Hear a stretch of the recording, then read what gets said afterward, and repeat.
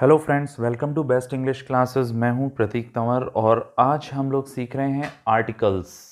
Articles यानी ए, N और the. इसके ऊपर एग्जाम्स में बहुत सारे क्वेश्चन आते हैं। आज हम लोग शुरू करेंगे द का कहाँ कहाँ यूज़ होता है।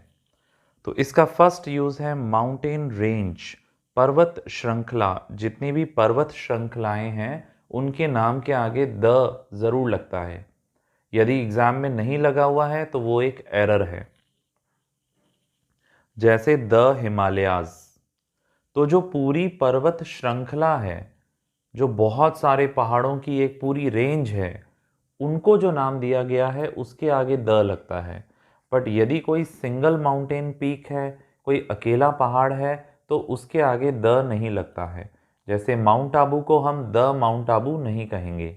यदि माउंट आबू के आगे द लगा हो तो वो भी एरर है। नेक्स्ट है डेजर्ट यानी रेगिस्तान। रेगिस्तानों के नाम के आगे हमेशा द लगता है। जैसे the Thar, the Sahara. But यदि रेगिस्तान को लिखने का स्टाइल ऐसा है कि डेजर्ट ऑफ थार, तो फिर थार के आगे द नहीं लगेगा, डेजर्ट के आगे द लगेगा और सेंटेंस बनेगा द डेजर्ट ऑफ थार।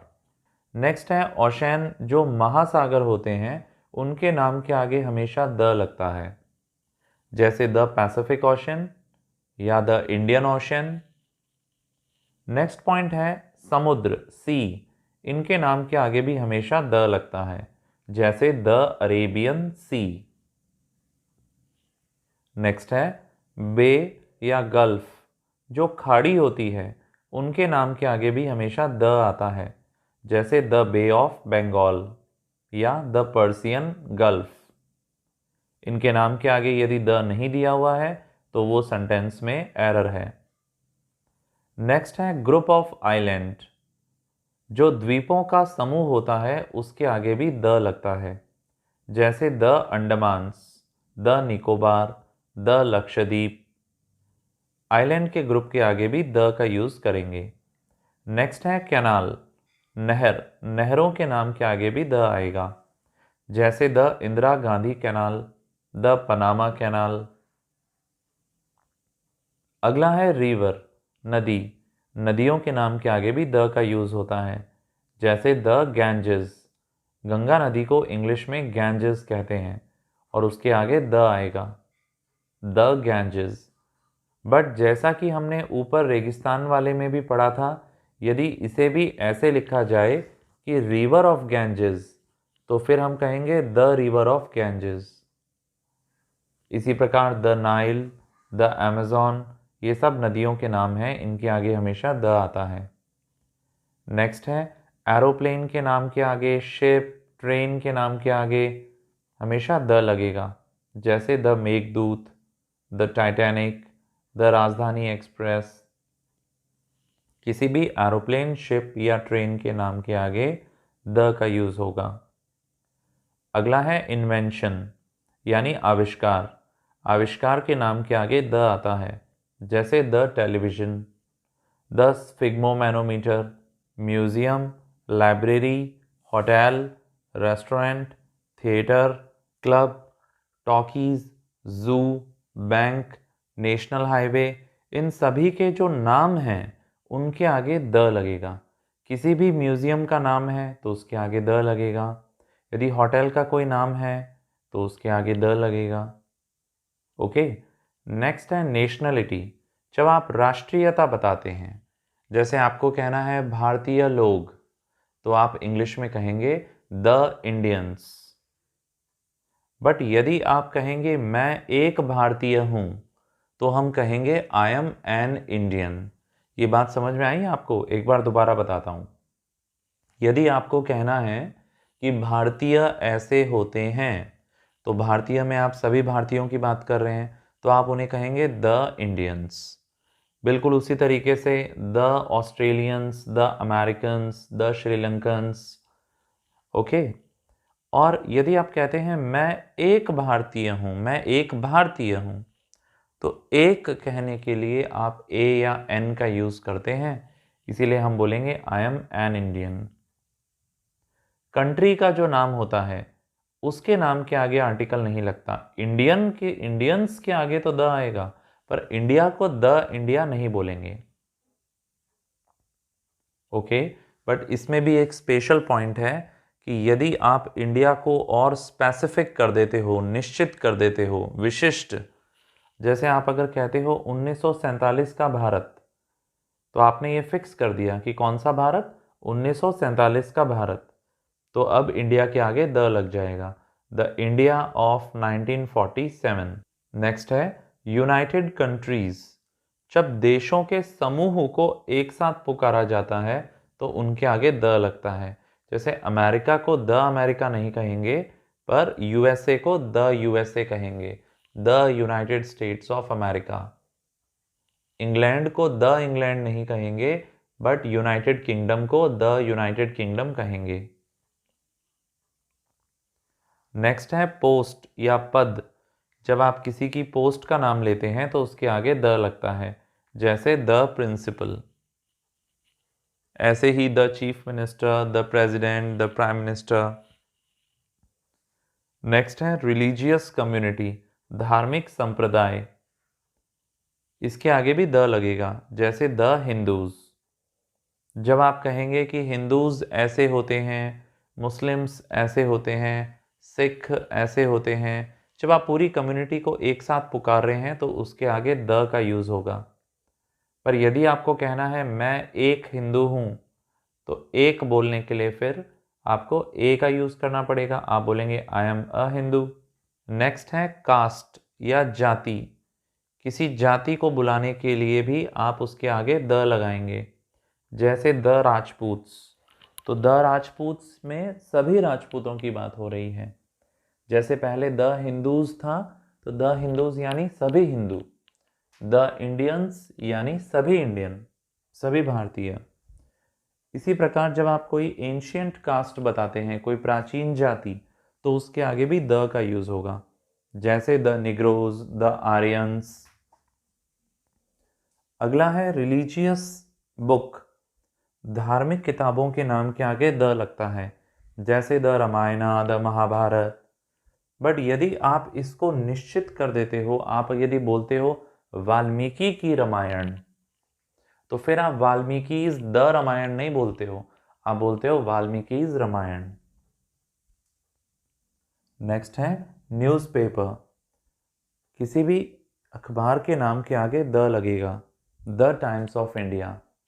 पर इसमें क्या स्पेशल पॉइंट है जो एग्जाम्स में आता है, यदि आप कहते हो हमारा टाइम्स ऑफ इंडिया ये प्रोग्राम करवाने जा रहा है, तो अवर टाइम्स ऑफ इंडिया जब आप बोलेंगे तो फिर उसमें द नहीं लगेगा। या यदि आप बोलते हो आज का टाइम्स ऑफ इंडिया, उसमें ये खबर आई है, तो टुडेज यदि आगे लगा हुआ है तो फिर द नहीं लगेगा। ऐसे ही मैगजीन्स के केस में भी होता है, मैगजीन्स के नाम के आगे भी द लगता है, जैसे द फॉर्ब्स। अगला पॉइंट है म्यूजिकल इंस्ट्रूमेंट, संगीत वाद्य यंत्र। इनके नाम के आगे भी द लगता है, जैसे the guitar, the tabla, the harmonium. Next है डायरेक्शन। जब आप कोई दिशा बताते हो तो उसके आगे भी द का यूज़ होता है, जैसे the east, the west, the north, the south. पर स्पेशल पॉइंट ये है कि यदि उस डायरेक्शन के साथ किसी प्लेस का नाम दिया हुआ है, जैसे यदि कहा हुआ है ईस्ट बीकानेर, तो फिर उस केस में द नहीं आता है। नेक्स्ट पॉइंट है पोजीशन यानी स्थिति। जैसे यदि आप कहते हैं टॉप, बॉटम, फ्रंट, बैक, यदि आप पोजीशन बताते हैं तो फिर उसके आगे द आता है, द टॉप। नेक्स्ट है गवर्नमेंट ब्रांच। गवर्नमेंट ब्रांच के आगे भी द का यूज होगा, जैसे the army, the police, the judiciary. Next point है पॉलिटिकल पार्टी। यदि आप किसी राजनीतिक दल का नाम लेते हैं तो उसके आगे भी द आएगा, जैसे the BJP, the Congress. Next rule है हिस्टोरिकल प्लेस। जब आप कोई ऐतिहासिक स्थान का नाम लेते हैं तो उसके आगे भी द आता है, जैसे द व्हाइट हाउस। सेम उसी वे में हिस्टोरिकल बिल्डिंग के आगे भी द लगेगा, कोई ऐतिहासिक इमारत। जैसे द जूनागढ़ फोर्ट या द लालगढ़। हिस्टोरिकल इवेंट, कोई ऐतिहासिक घटना यदि हुई है तो उसके आगे भी द आएगा, जैसे द वर्ल्ड वॉर फर्स्ट या the Jallianwala Bagh, the green revolution. अगला है हिस्टोरिकल एम्पायर। जब आप किसी ऐतिहासिक साम्राज्य का नाम लेते हैं तो उसके आगे भी द का यूज होता है, जैसे द रोमन एम्पायर।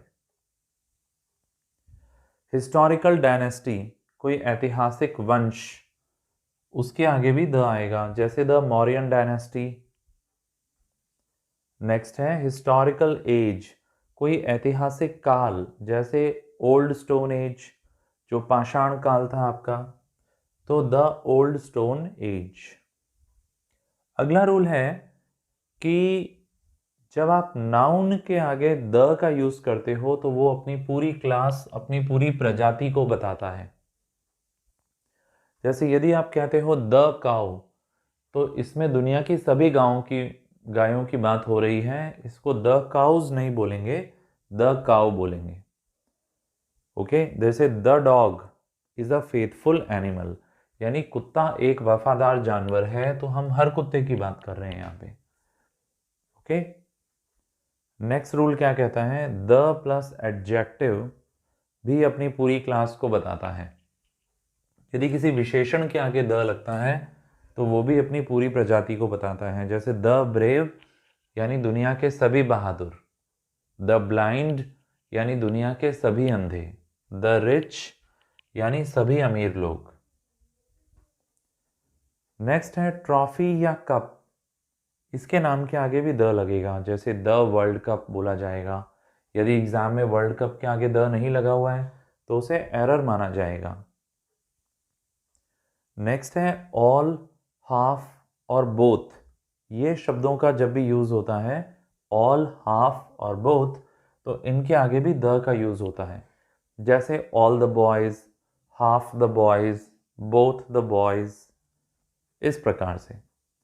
नेक्स्ट है होल, जो शब्द है यानी संपूर्ण, उसके पहले भी द आएगा, द होल क्लास। ये एग्जाम्स में कई बार पूछा गया है, होल के आगे हमेशा द का यूज होता है। नेक्स्ट है फैमिली। जब आप पूरे परिवार को एक साथ बोल रहे हो तो आप उनके सरनेम के पीछे एस लगाते हो और आगे द लगाते हो, जैसे द शर्माज। द शर्माज मतलब पूरा शर्मा परिवार, जैसे द इंडियंस मतलब सभी भारतीय लोग, द हिंदूज यानी सभी हिंदू, उसी प्रकार से द शर्माज यानी सभी शर्मा परिवार। ये है यूनिक नाउन। नेक्स्ट है unique noun, the sun, the earth, the moon. ये जो भी यूनिक होते हैं, इकलौते, अनूठे, उनके आगे भी द आएगा, जैसे सूरज, पृथ्वी, चंद्रमा, ब्रह्मांड, आसमान और इक्वेटर, भूमध्य रेखा। नेक्स्ट है रिपीटेड नाउन। जब भी कोई नाउन रिपीट होती है तो रिपीट होने पर उसके आगे द लग जाता है, जैसे एक बार एक राजा था, तो पहली बार जब राजा का नाम आया तो हमने कहा अ किंग, बट जब हमने अगला सेंटेंस बनाया कि राजा बहुत बहादुर था, तो नेक्स्ट टाइम हमने राजा के आगे द का यूज किया, हमने बोला द किंग वॉज ब्रेव। इसके बाद में अगला पॉइंट है हमारा फिक्स नाउन। यदि आप किसी फिक्स चीज के बारे में बात कर रहे हैं, किसी निश्चित चीज के बारे में बात कर रहे हैं, तो उसके आगे द लगता है। जैसे पेन जो मैंने खरीदा था गुम गया, तो यहाँ पे पेन के आगे क्या लग जाएगा, द। ये निश्चित है कि हम उसी पेन के बारे में बात कर रहे हैं जो गुम गया है। अगला पॉइंट है सुपरलेटिव एडजेक्टिव। आपको पता ही होगा एडजेक्टिव की 3 डिग्रीज होती हैं, पॉजिटिव, कंपैरेटिव और सुपरलेटिव। तो सुपरलेटिव डिग्री के आगे हमेशा द लगता है। He is the richest, rich, richer, richest. Richest एक सुपरलेटिव डिग्री है, तो उसके आगे द आएगा। नेक्स्ट पॉइंट है प्रॉपर नाउन विद एडजेक्टिव। आपको पता होगा नाउन के कितने प्रकार होते हैं, तो जो प्रॉपर नाउन है, जिसमें आप प्रॉपर किसी का नाम ले रहे हो, यदि उसके साथ कोई एडजेक्टिव जुड़ा हुआ है, कोई विशेषण जुड़ा हुआ है, तो उस विशेषण के आगे द आ जाता है। जैसे अशोका द ग्रेट, तो अशोका एक प्रॉपर नाउन है, ग्रेट एक विशेषण है, तो ग्रेट के आगे द लग जाएगा। द इमॉर्टल राम, जो अमर है राम, तो इमॉर्टल के आगे द लग जाएगा। नेक्स्ट है एनवायरनमेंट और एटमॉस्फेयर जैसे जो शब्द होते हैं उनके आगे भी द आता है। हमेशा द एनवायरनमेंट, द एटमॉस्फेयर बोला जाएगा। अगला रूल है कि स्पेस जो शब्द है उसका दो तरीके से यूज होता है। एक तो खाली जगह को भी हम स्पेस कहते हैं और एक अंतरिक्ष को भी हम स्पेस कहते हैं। तो जब खाली जगह के रूप में इसका यूज हो रहा है तब हमेशा हम बोलेंगे द स्पेस, और जब अंतरिक्ष के लिए हो रहा है तो उसमें द नहीं आएगा। अब एग्जाम में सेंटेंस पढ़ के आपको आइडिया लगाना है कि यहाँ पे स्पेस का किस तरीके से यूज हो रहा है। नेक्स्ट है डेट। जब तारीख को इस तरीके से बताया जाता है कि द 17th ऑफ फरवरी, तो आप उसके आगे द का यूज करते हैं, द 17th ऑफ फरवरी। यदि डेट को आप किसी और तरीके से लिखते हैं तो उसमें कभी भी द का यूज नहीं होता है, ये बात ध्यान रखिएगा। नेक्स्ट है आप जब रेट बताते हैं, जब आप भाव बताते हैं, तो उसमें भी द आता है। जैसे दूध बिकता है लीटर के भाव से, तो हम बोलते हैं milk is sold by the litre. केले बिकते हैं दर्जन के भाव से, तो हम कहेंगे bananas are sold by the dozen. Okay, तो इसमें द जरूर आता है। और आज का लास्ट रूल है कि यदि किसी प्रॉपर नाउन को कंपैरिजन के लिए यूज में लिया जाए, यदि किसी प्रॉपर नाउन को, प्रॉपर यानी किसी का नाम, यदि आप किसी का नाम कंपैरिजन के लिए यूज में ले रहे हो, तुलना करने के लिए, तो उसके आगे द आएगा। जैसे चिंकी हमारी क्लास की आलिया भट्ट है। अब वो वास्तव में तो आलिया भट्ट है नहीं, पर आलिया भट्ट का नाम यहाँ पे तुलना करने के लिए काम में आया है, तो आलिया भट्ट के आगे द लग जाएगा। ऐसा बोलते हैं ना हम लोग, जैसे वो तो हमारे मोहल्ले का सचिन तेंदुलकर है, राइट। या कोई बहुत अच्छा गाती है, तो जैसे आपने कहा मनीषा तो हमारी क्लास की लता मंगेशकर है, तो लता मंगेशकर के आगे द लग जाएगा। जब ओरिजिनल लता मंगेशकर की बात होगी तो द नहीं लगेगा, पर जब लता मंगेशकर शब्द कंपैरिजन करने के लिए आ रहा है तो उसके आगे द लग जाएगा। फ्रेंड्स, ये कुछ बहुत ही इंपॉर्टेंट रूल्स थे द से रिलेटेड। अब ए और एन का यूज सीखने के लिए आपको नेक्स्ट वीडियो पे जाना पड़ेगा, जहाँ पे मैंने उसे एकदम डिटेल में समझाया है। आज के लिए बस इतना ही। यदि मेरी ये छोटी सी कोशिश आपको अच्छी लगी तो चैनल को सब्सक्राइब करें, लाइक करें, कमेंट बॉक्स में अपना फीडबैक दें। कोई क्वेश्चन पूछना चाहते हैं तो भी पूछ सकते हैं। जल्दी फिर मिलेंगे एक और टॉपिक के साथ। Thank you so much.